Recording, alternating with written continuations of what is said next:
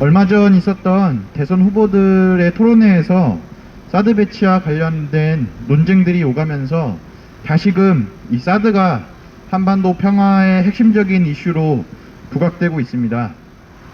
이 사드 논쟁에 불을 붙인 것은 윤석열 후보였습니다. 윤석열 후보는 페이스북에 사드 추가 배치라는 단문의 글을 올렸습니다.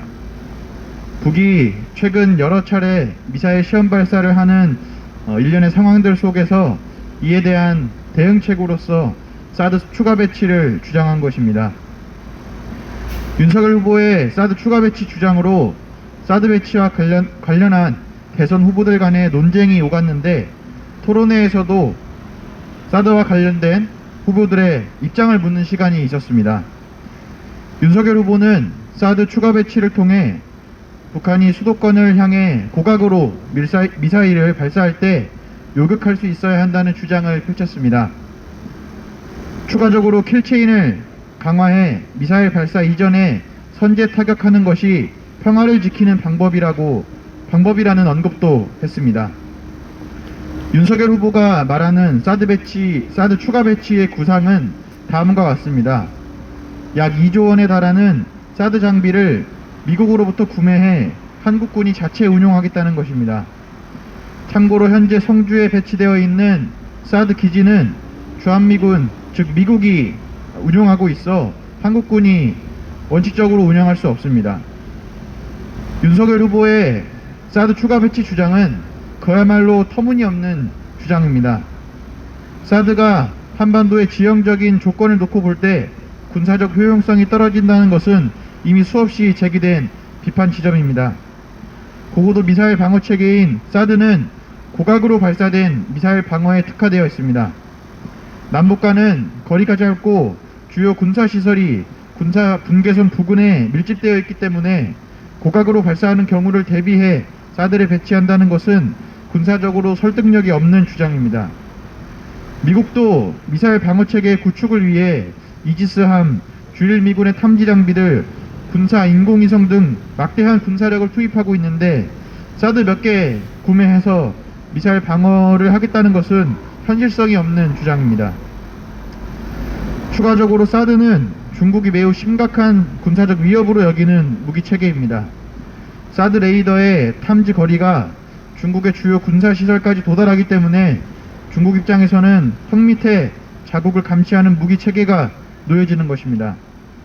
더군다나 현재 성주 사드 기지는 주한미군이 운용하고 있습니다. 최근 미국이 중국 압박 정책을 노골적으로 강화하고 있는 현 상황에서 사드 추가 배치는 한반도 국제 정세에 매우 민감한 사안으로 될 수밖에 없습니다. 이런 이야기를 하면 간혹 왜 중국 눈치를 보면서 사드 배치를 논하느냐고 말하는데, 먼저 한국과 중국 간의 경제적 관계는 여타 국가들과는 비교할 수 없을 만큼 긴밀한 상황입니다. 한국의 수출 그리고 수입액의 가장 큰 비중을 차지하는 국가는 중국입니다. 수출과 수입 모두 중국에 상당 부분 의존하고 있는 상황입니다. 과거 사드 배치 당시에 중국의 반발로 우리 경제에 미친 경제적 손실은 매우 컸습니다. 당연히 사드 배치로 인한 우리 경제의 피해를 고민해야 합니다. 또 미중 대립이 격화되고 있는 지금의 상황에서 사드 추가 배치는 한반도에 엄청난 군사적 위기를 불러올 것입니다.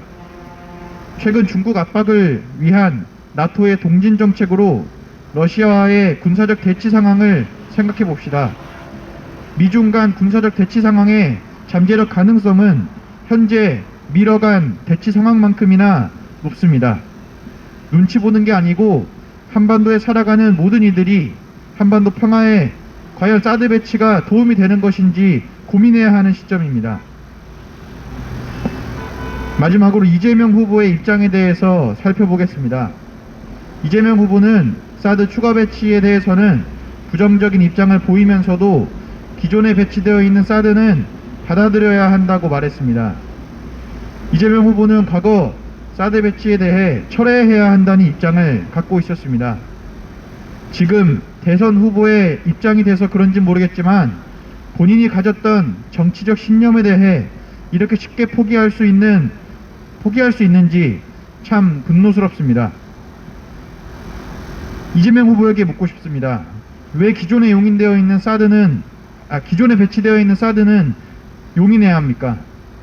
안철수 후보는 토론회에서 문재인 정부의 산불 정책에 대해 중국 사대주의가 아니냐고 말했는데, 거꾸로 모든 대선 후보들에게 묻고 싶습니다. 한국군이 운용도 못하는 미국의 무기 체계인 사드를 우리 민중들이 버젓이 살고 있는 성주에 배치하는 것은 미국 사대주의 아닙니까? 사드 배치 이후로, 그리고 촛불 항쟁 이후로 매일같이 국민들이, 그리고 성주의 민중들이 사드 철거를 외치고 있는데, 그 민중들을 연행하고 해산시키는 것은 사대주의를 넘어선 반민중 정권 아닙니까? 주한미군 주둔비를 앞장서서 인상해주고, 미국이 원하면 땅도 내주고, 주한미군이 범죄를 저질러도 처벌도 못하는 작금의 상황이야말로 미국 사대주의의 극치입니다. 남북 정상회담 이후로 남북관계가 좋을 때는 굳건한 안보에 기반한 평화를 만들겠다며 군비 증강을 외치더니, 이제 북이 한미연합 전쟁연습 등 한미의 대북 적대정책 강화로 인해 모라토리엄을 해체를 선언하고, 잇따른 미사일 시험 발사로 군사적 긴장감이 조성되니까 사드 추가 배치, 한국형 미사일 방어체계 강화, 미국의 해구상 강화 등 또다시 군사력 강화를 외치고 있습니다. 문재인 정부, 그리고 현재 대선 후보들이 갖고 있는 방법론의 차이는 사실상 존재하지 않습니다. 남북 정상회담을 수차례 한 문재인 정부가 왜 남북관계 파탄이라는 지금의 결과를 맞이했는지, 그리고 북미 정상회담 이후 조성된 우호적 북미 관계는 왜 악화됐는지를 이해하려면 지금껏 해온 방법론이 틀렸다는 것을 인정해야 합니다.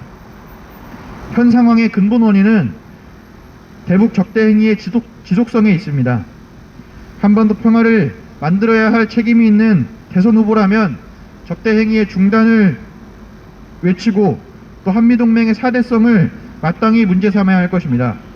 앞으로 펼쳐질 대선 전국에서 우리들이 더욱더 관심을 가지고 한반도 평화를 위해서 우리의 요구를 더욱 당당히 이야기해야 될 것 같습니다.